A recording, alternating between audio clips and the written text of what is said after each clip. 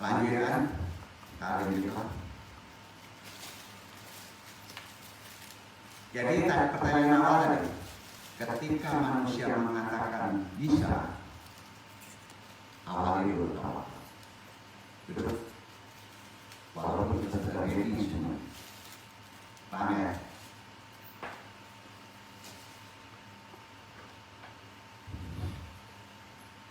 Mimma wakil wanima nasir dari mana? Itu yang paling betul. Nanti yang jelas. Jadi bukan bismillah sebelum kita bisa baca tawakal. Tawakal setelah ini sebetulnya ya, itu tawakal awam. Tawakal itu di depan. Kalau dalam realisasi kerja, dalam realisasi kerja. Ya. Kalau awam syariat tawakal setelah kerja. Betul nggak? Ini bukan masalah. Lihat aja kayaknya berarti. Itu yang disebut hakikat berani. Berjalan dia. Ya, udah paham maksudnya ya. Insya Allah. Anda kasih tahu aja, panis mau gimana? Nasi. Ada banyak kasih diri. Nanti dibelah, ya. Jadi ada amalan untuk tawakal di depan apa? Tawakal di belakang apa? Kemarin la haula wala quwata illa billah. Syaratnya apa? Itu tawakal setelah kerja. Setelah kita jajaki kalau ingin mencari calon istri, batamu la haula wala quwata. Jadi ini pokok calon. Waduh, salah. Pokoknya tadi duduk dah. Apa itu dulu? Baladang, manggale. Itu amalannya. Nah, dapat ada dua. Ini ada hadisnya. Itu ada hadisnya. Paham? Makanya penting menegaskannya. Jadi mobilnya normal, sopirnya ahli, berpengalaman. Kalau ditabrak oleh orang lain yang bawa mobilnya mabuk, mobilnya apa? Ayo. Nah, di sini manusia dituntut untuk bisa mengingat Tuhan.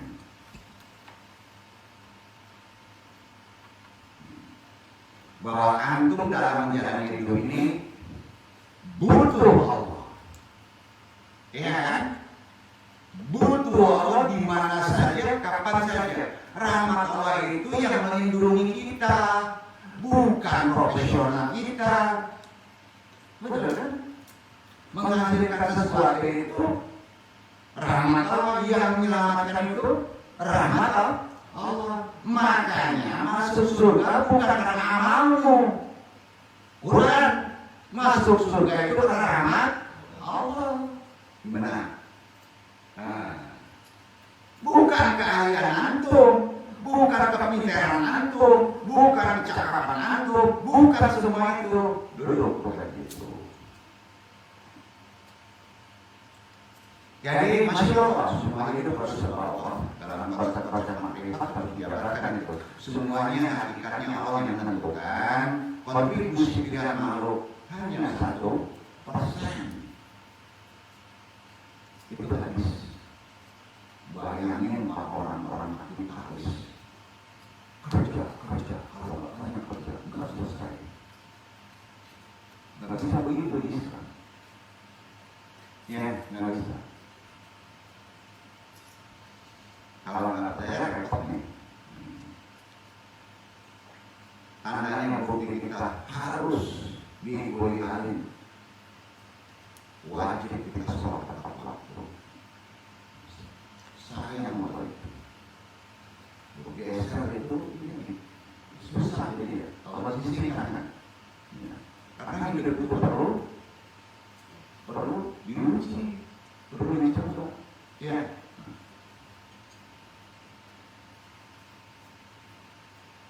Yang namanya manusia ini ada tetapinya ya. Ini pakai tetapinya ya. Gara-gara model tabiatnya begini, dia merasa normal, punya keahlian, terus mengklaim keahlian, rasa pintar, terus dirinya mengklaim kalau keselamatan dia itu karena hati-hatinya dalam menjalankan mobil. Keselamatan itu kalau dia misalnya merasa mobilnya ready, karena mobilnya normal. Banyak sekali untuk memahami catatan yang menjadikan dia selamat dari semua itu yang kita tahu. Sepakat? Banyak sekali catatan yang kita tidak tahu antum bisa diselamatkan. Sepakat? Banyak sekali antum masih diberi waktu sekarang masih ribuan saudara kita mati dengan kutu yang sering tidak bisa dilihat mata corona. Kebayang nggak tuh Pak? Gitu.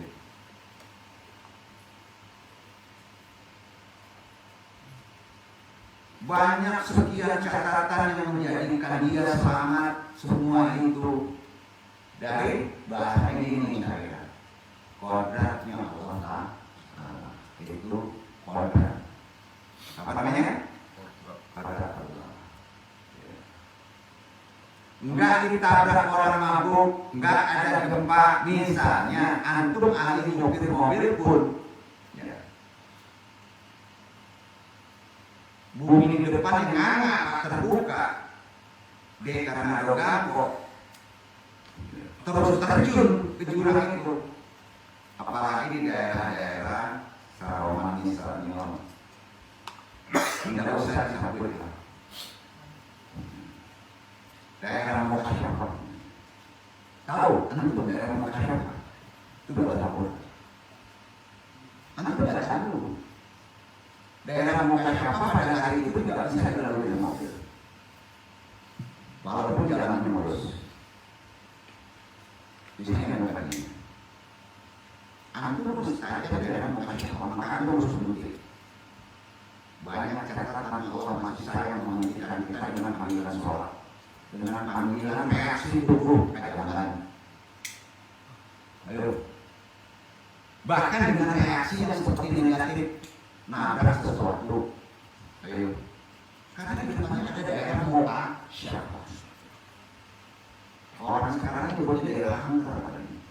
Nggak bisa digalau begitu. Nggak bisa. Anda pengen mengandung itu kajam perkara itu. Ini pas dicontoh masuk ini, becil kok ya, kayak itu, kacau, kacau. Maaf, Anda bisa. Yang ini saja bukan siapa, bukan saja beramal, bukan siapa. Ada daerah bukan siapa yang di sini pun ada. Memerlukan waktu kita melaluinya. Maka jangan heran di mau bisa kesurupan orang. Ayo, karena masih beda Mokasyafah.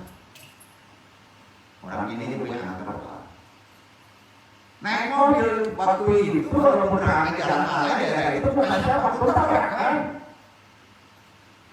Ayo. Itu sebabnya tawarkan masukan dulu. Pas orang melakukan tawakal dengan benar, bukan siapa diinjir. Ayo, lah, gitu lagi. Silakan yang buat ini, itu semua ada dasar dalilnya. Makanya tanya ahlinya. Ada waktu-waktu Mokasyafah yang tidak boleh langgar. Kalaupun harus melalui situ, kita harus menyingkirkannya dengan perintah Allah. Duduk. Tawakal jadi gini, karena kita tidak tahu, pakai tawakal itu selalu karena kita dikulihat hari butuh Allah. Kira-kira apa? Kan tidak panjang. Anak-anak ini tidak panjang. Sering kita lupa ya. Saupamu pas itu jalan mobil sehat, ready, bagus, kalau kan lupa aja gitu. Walaupun udah banyak tidur, terjun untuk bisa. Intinya hidup di Indonesia itu nggak aman loh. muka syahnya kuat karena awas, termasuk di badan. Tapi antum tenang aja, nggak usah khawatir. Sedunia juga nggak aman. Nggak tahu kan antum kalau di bawahnya ada kompor api. Nggak tahu. Nggak usah khawatir loh. Likuifaksi nggak usah. Sampai nggak usah khawatir meteor jatuh. Walaupun terdeteksi dengan sains modern sekalipun, nggak usah khawatir. Nah, di mana nggak usah khawatir? Nggak usah khawatir berita hoax yang berkeliaran. Nggak usah. Kecil dulu. Semua masih potensi. Itu semua masih potensi kan? Udah gede belum? Belum. Umumnya orang itu galaunya merasa sudah terjadi. Kan kalau terjadi potensi berita apapun di luar potensi itu, sehingga iko sakete anu lagi ijazah sakete saja ijazahnya. Di suatu saat Rasulullah bersabda,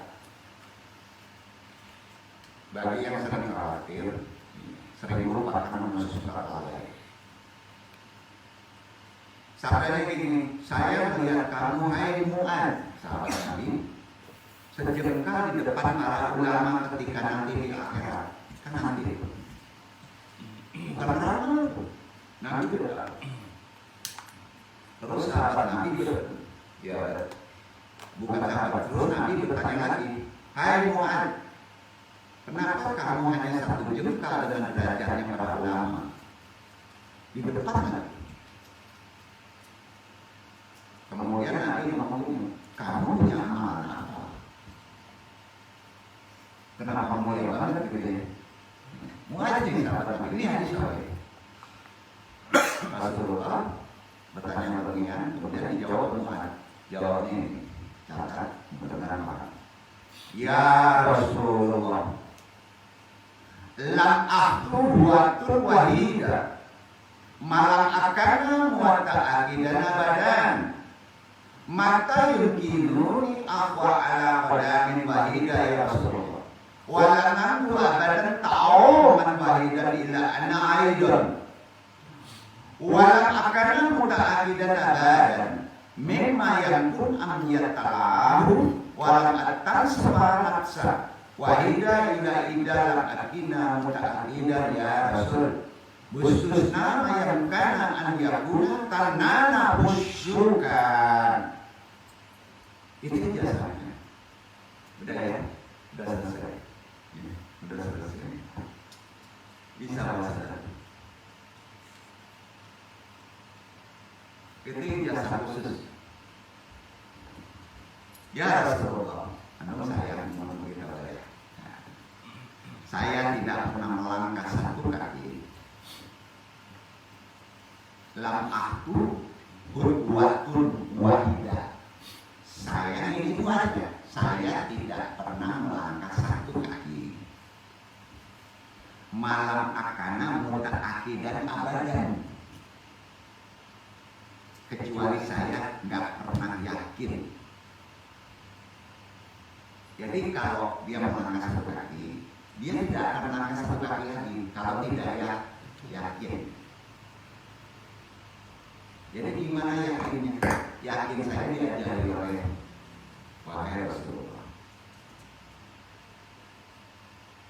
La haula wala quwwata bukan itu. Ya, bukan. Maka kaki ini akan berani melangkah kalau sudah meminta tawakal.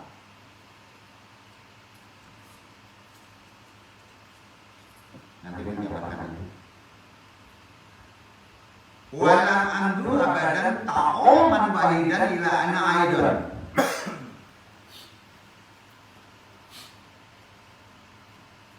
Kecuali saya nggak pernah yakin apa bisa melangkah kaki yang satunya. Dan saya tidak pernah mengunyah satu makanan.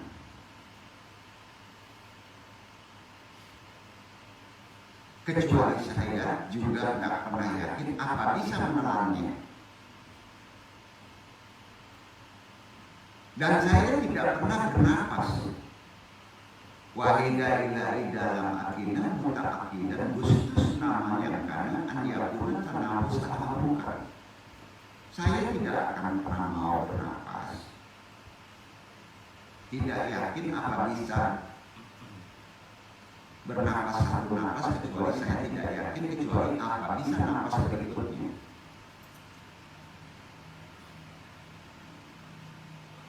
Saking muat begitu ta'aluknya, tawakalnya kepada kudrat Allah, maka begitu melakukan kita. Saking tawakalnya, sampai langkah makan untuk selanjutnya dia harus tawakal dulu. Itu mulianya muat, sampai dianggap satu jengkal depan hamba ya, derajat mampuan tawakal. Ini nggak bohong. Berat ya.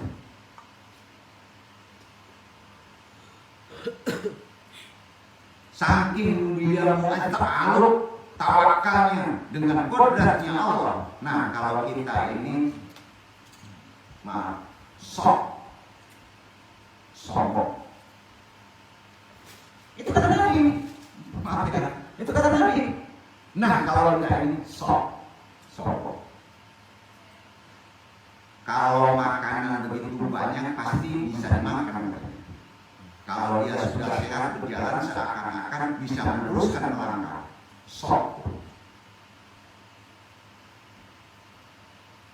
Padahal dalam kehidupan ini 0 sekian detik antum berjalan, kemudian bisa ditabrak mobil langsung selesai. Kalau nggak ada rahmat Allah, semisal lagi ketawa langsung kena matahari, kena nyerok, selesai. Banyak yang kayak gitu ya. Serangan jantung selesai juga. Ayo, karenanya para wali-wali Allah, mudah-mudahan kita wali Allah, karena kita belajar wali Allah. Para wali-wali Allah itu adalah orang-orang yang pilih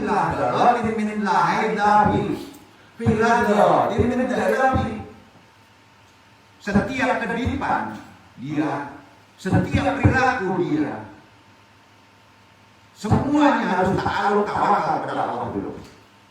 Nanti aja tawakal dulu. Gitu amalan orang dulu. Itu yang disebut dalam Quran, ya ayyuhan nasu antum fuqara ila Allah. Itu.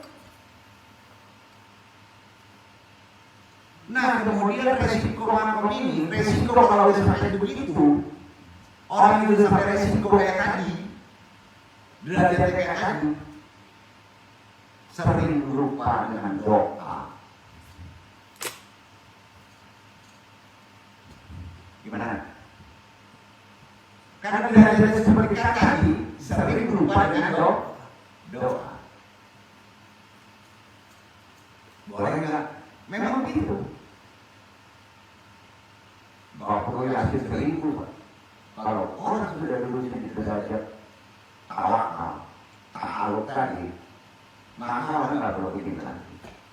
Karena doa ini jadi lupa. Sebabnya kenapa doa ini? Lepas, supaya kita pintar. Kenapa jadi lupa doa? Karena doa itu milik orang saya, milik pengemis, milik peminta-minta, milik fakir.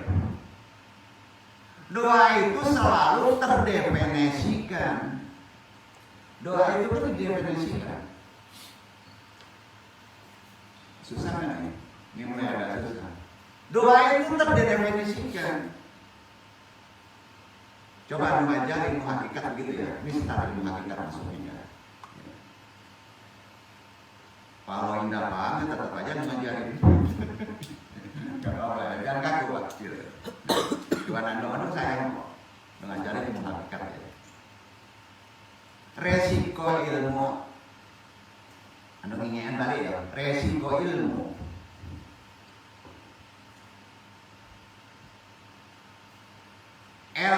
itu akan ada dua resiko. Berapa resiko? Dua. Ada ilmu yang didefinisikan dan itu akhirnya akan menjadi masalah.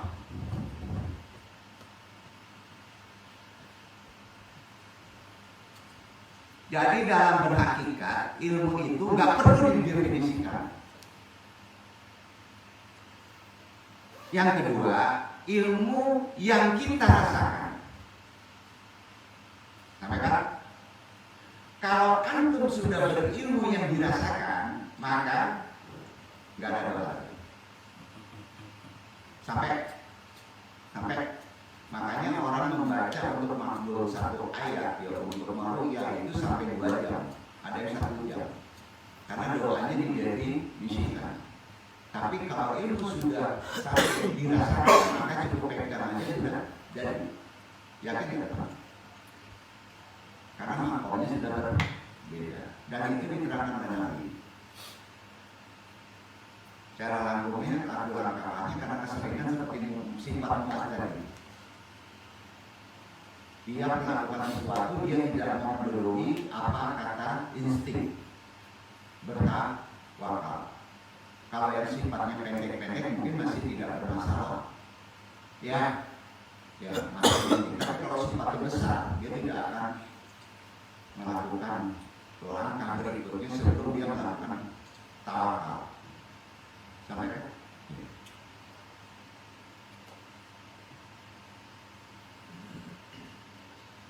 Jadi dalam berhakikat ilmu itu nggak perlu didefinisikan. Yang kedua ada ilmu yang kita rasakan. Misal, kalau antum tanya ya, umpama begini, antum pernah nggak meminta piti, kepeng, buangan banyak? Nggak usah dijawab. Pernah nggak minta? Terus definisinya gini, definisinya. Arti minta itu apa? Tolong jawab. Arti meminta itu apa?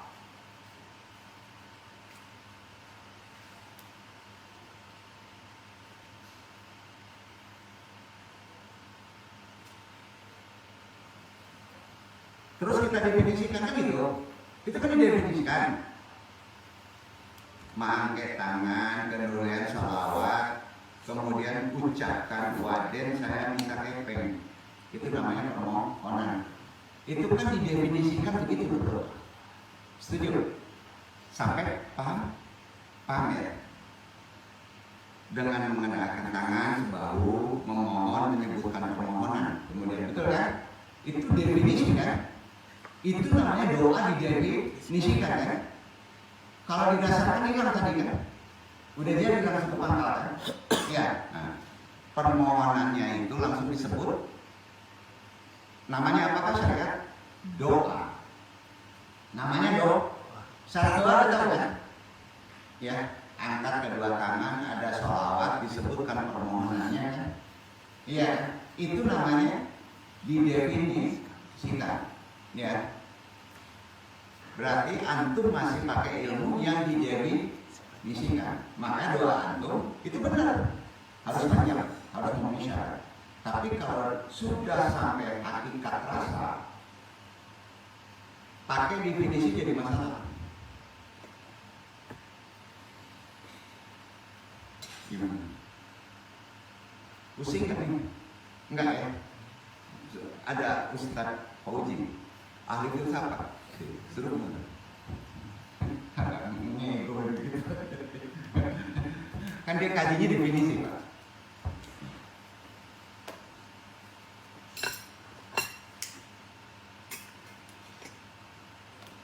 Tapi kalau menurut Allah gimana? Menurut Allah, Quran tuh sistem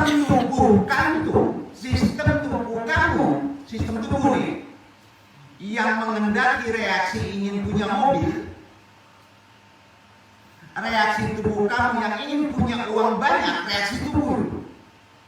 Reaksi tubuh kamu yang terhinakan karena ditagih utang sama orang atau butuh uang, ini menurut Allah kamu itu yang tukang minta-minta. Itulah pengemis, itulah miskin, itu reaksi tubuh. Itu disebut fakir. Derajat awal syariat. Anda berapa ya nolak kajinya? Kok masuk hakikat? Sainggo menurut Allah tuh antum minta, ya selalu berstatus peminta, pengemis. Nah, orang-orang yang sudah usul, kata orang privat, kata orang merepot, namanya usul. Walaupun itu kondisional ya, sifatnya tidak tetap. Tidak selalu begitu. Itu ya dikarunianya walau diam dia. Walaupun dia tidak mengucapkan doa, orang yang sudah sampai tidak mengucapkan doa yang panjang dengan syarat-syarat definisikan doa secara syariat,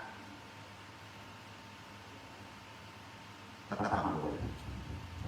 Tetap makbul. Nah, gini, tubuh itu yang selalu meminta. Hingga orang-orang yang sudah duduk pada makom hakikat atau yang usul, makom yang disebut tadi yang kita kaji tawakal sempurna, nggak perlu lagi mengekspresikan meminta atau berdoa lagi. Nggak, jangan disampaikan keluar. Kira-kira paham di sini ya pengertian hakikat ya, bukan memperpendek syariat. Itu yang disebut kajian hakikat. Nah terus yang fikih Pak, yang banyak ulama fikih, orang-orang syariat fikih bilang orang yang seperti itu sombong. Setuju nggak? Karena dia nggak mau doa, itu disebut sombong. Iya. Jadi kalau menyebutkan orang yang tidak mau berdoa sombong, betul hadis. Tapi letaknya pada orang yang belum sampai makomat hakikat tawakal. Nah, lu paksa sampai hakikat tawakal.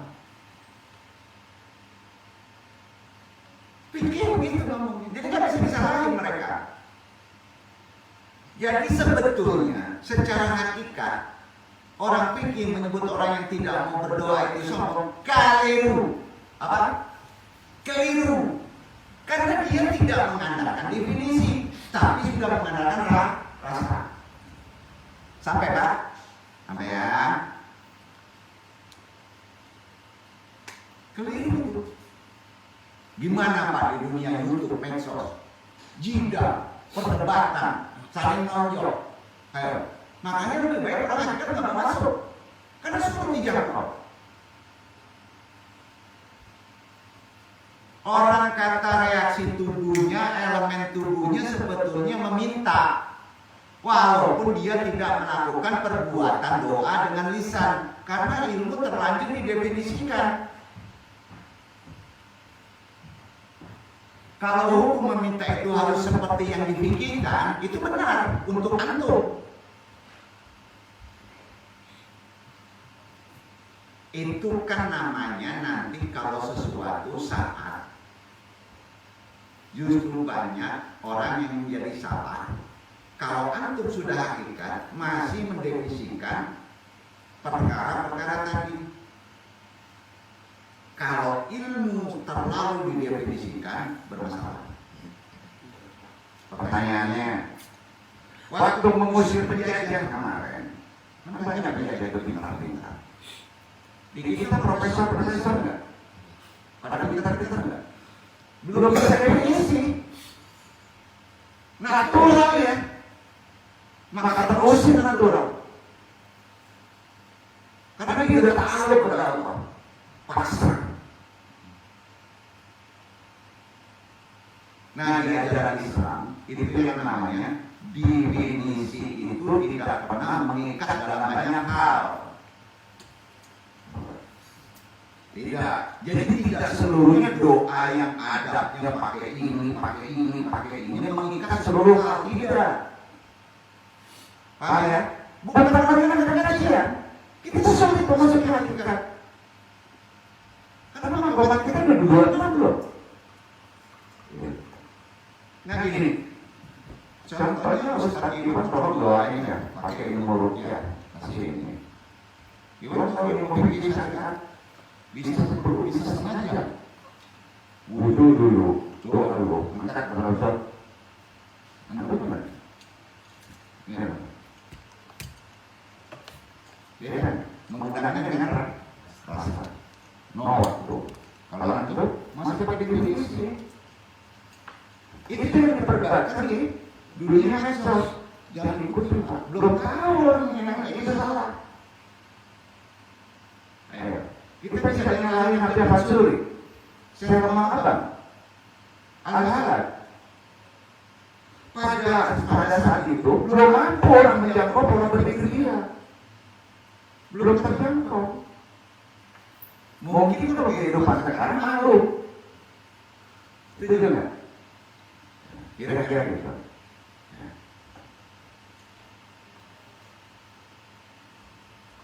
Justru banyak orang yang jadi salah kalau ilmu terlalu didefinisikan. Karena sebab apa? Karena ajaran Islam yang namanya definisi itu tidak pernah mengikat dalam banyak hal. Itu sebabnya yang namanya makomat tawakal derajatnya sudah tidak didefinisikan lagi kalau sudah sempurna. Ya, Anda kan paksa dengan doa pendek ini sampai dirasa. Ya.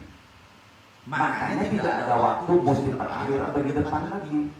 Dipakai di depan di awal. Kalau sudah sempurna ya. Ini bukan arti takdir, harus paham. Waduh, artinya enggak. Ya Allah, mudah-mudahan kita dimaklumasi sama Allah. Sama. Terima aja dulu. Ada saatnya kita bahas hakikat yang didefinisikan, insya Allah pada waktu. Itu perlu bawa kitab. Nanti kitabnya menentukan satu-satu, antum baca, antum catat, antum baca. Jadi berkitab. Itu kajian kita tentu begitu. Saya ini kitabnya harus kitab kuning. Mau ya, harus ya. Sulit Pak, sulit. Belum paham ini. Ini kesempurnaan tawakal itu ilmu yang dirasakan beda dengan ilmu yang didefinisikan sama ya. Makanya begitu. Dalam bab 3 hal muamalah tangga rohani yang ketujuh ini bernama makom pintu al-tawakul atau tawakal, yaitu menyerahkan segala urusan kepada yang berkuasa dari makomat. Dari 7 ini tawakal itu ada makomatnya. Jadi di sini terasa yang Anda sampai tadi ada sampai makomat terakhir. Tawakal yang dirasakan beda. Itu makanya dijelaskan dulu. Ini baru masuk haji. Ya. Sering orang awam serahkan urusan kepada diri sendiri, Pak.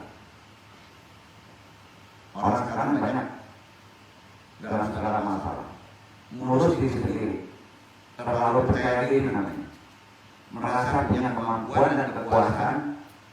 Kita tahu itu titipan kan dari kaji itu ya.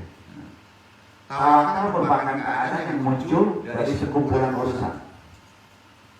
Bahkan adanya ilmu tawakal muncul sebab dari sebuah kumpulnya sebuah urusan atau masalah. Sepakat ya.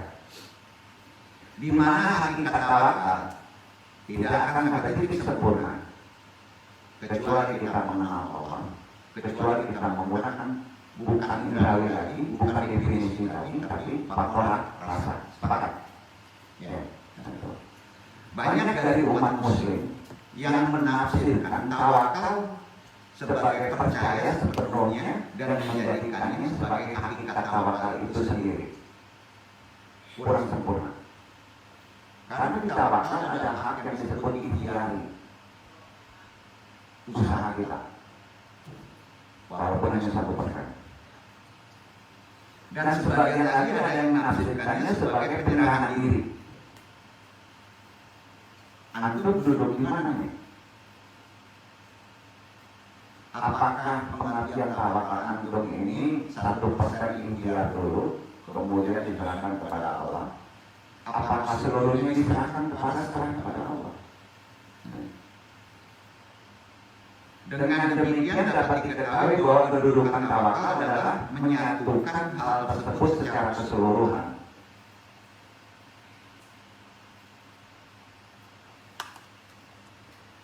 Beberapa ulama ada yang menafsirkan tawakal sebagai salah satu, 2, atau 3 dari urusan-urusan ini. Karenanya ada beberapa tingkatan dalam makomat tawakal pada bab 7 ini. Di tawakal ada tingkatan lagi, di pintu tangga itu ada tingkatan lagi. Nah, itu 7 tingkatan. Nah, kita duduk kedua aja susah, belum terbuka pintu.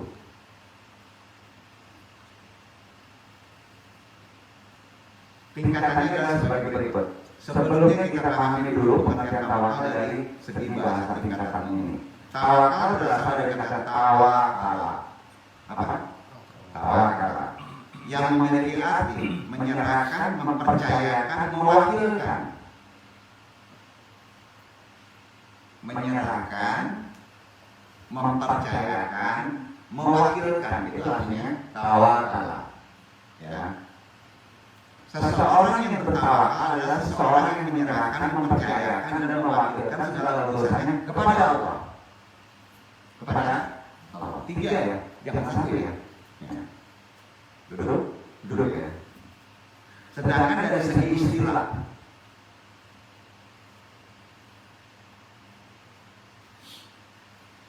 didefinisikan oleh beberapa ulama syaraf, bahasanya definisi, yang sesungguhnya memiliki muara yang sama. Di antara definisi mereka adalah, tawakal adalah pelepasan daripada kekuasaan dan kekuatan.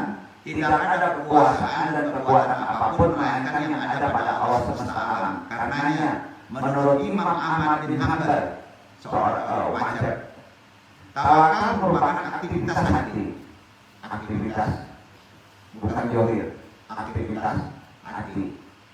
Artinya tawakal itu merupakan perbuatan yang dilakukan oleh ruhani hati kita, bukan sesuatu yang diucapkan oleh lisan, bukan pula sesuatu yang dilakukan oleh anggota tubuh. Bukan. Itu menurut Imam Ahmad bin Hanbal. Dan tawakal juga bukan merupakan sebuah keilmuan dan bukan sebuah pengetahuan. Mulai bingung. Ya, karena hak tawakal Allah, maka itu tidak bisa dijadikan sebuah pengetahuan. Nggak percaya disebut sama Imam Hanbal ini kitabnya Al-Jauzi Tahdzib Madarajis Salikin halaman 337, silahkan baca. Berarti makomatnya sudah tinggi banget ini, sudah dirasa, sudah tidak pakai definisi karena nyafikan ya. Nah, itu sebabnya tawakal merupakan amalan atau ubudiyah, artinya penghambaan hati kita, ubudiyah, dengan menyandarkan segala sesuatu hanya kepada Allah. Isi kita, ikhtiar kita tidak diserahkan kepada Allah. Ini pun adalah 1% ikhtiarnya 1%. Gitu. Ya. Hati kita semuanya. Hati-hati. Hati kita semuanya diserahkan kepada Allah. Jadi nggak boleh kalau mobil rusak dimasukin ke hati, nggak bisa tidur antum. Sampai ya.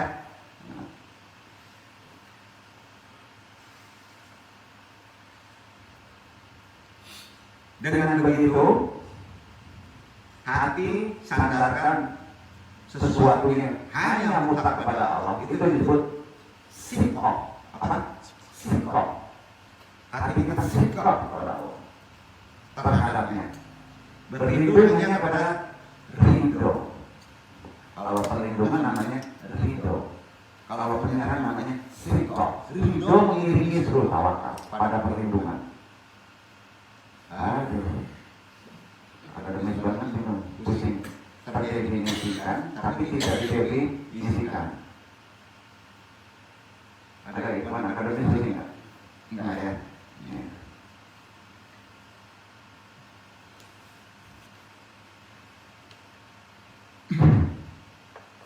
Tapi yang 1% itu jangan lupa tetap melaksanakan asbab, hukum sebab. Faktor-faktor yang mengarahkannya pada sesuatu yang dicarinya itu asbab kita, serta usaha untuk dapat memperolehnya. Sebagian ulama salafus saleh memahami konsep tawakal hakikat ini yang sempurna adalah sebagai berikut. Memberikan komentar beragam. Ada pernak-pernik tawakal yang kadang-kadang sebagian Anda nggak setuju. Di antaranya adalah jika dikatakan bahwa dinul Islam secara umum selalu meliputi dua aspek, yaitu al-isti'anah, meminta pertolongan kepada Allah, dan al-inabah, taubat kepada Allah. Itu belum tawakal. Belum boleh menyerahkan kepada Allah. Taubat harus ditobati oleh diri. Sampai jangan lakukan ulang lagi. Sesat. Karena itu diri. Inabah artinya taubat kepada Allah. Ya. Dalam konsep rohani. Hak diri juga. Ya. Ini bukan tawakal. Tawakal setelah itu masih konsep taharah. Seseorang yang hanya meminta pertolongan dan berlindung kepada Allah, menyandarkan dirinya hanya kepada Allah, maka hakikatnya ia bertawakal kepada Allah. Jadi yang namanya ilmu merupakan jalan menuju penghambaan kepada Allah ubudiyah. Penghambaan merupakan jalan menuju wara. Dalam makomat di bawahnya, sifat menjauhkan diri dari segala kemaksiatan itu wara. Kewaraan seseorang merupakan jalan menuju kepada juhud. Kalau orang sudah menghilangkan segala kemaksiatan, maka antum akan hidup sederhana, tapi cukup. Juhud. Dan itu juhud merupakan jalan menuju kepada ketakwaan, baru dapat takwa. Kalau sudah takwa, antum baru dibolehkan tawakal. Setuju? Jadi tawakal antum yang dipraktekkan hak Allah. La haula wala quwata illa billah itu belajarnya adalah takwa. Apa? Takwa. Takwa. Belum mampu. Sampai nanti kita ngomong ini sampai kayak mulai sampai ya.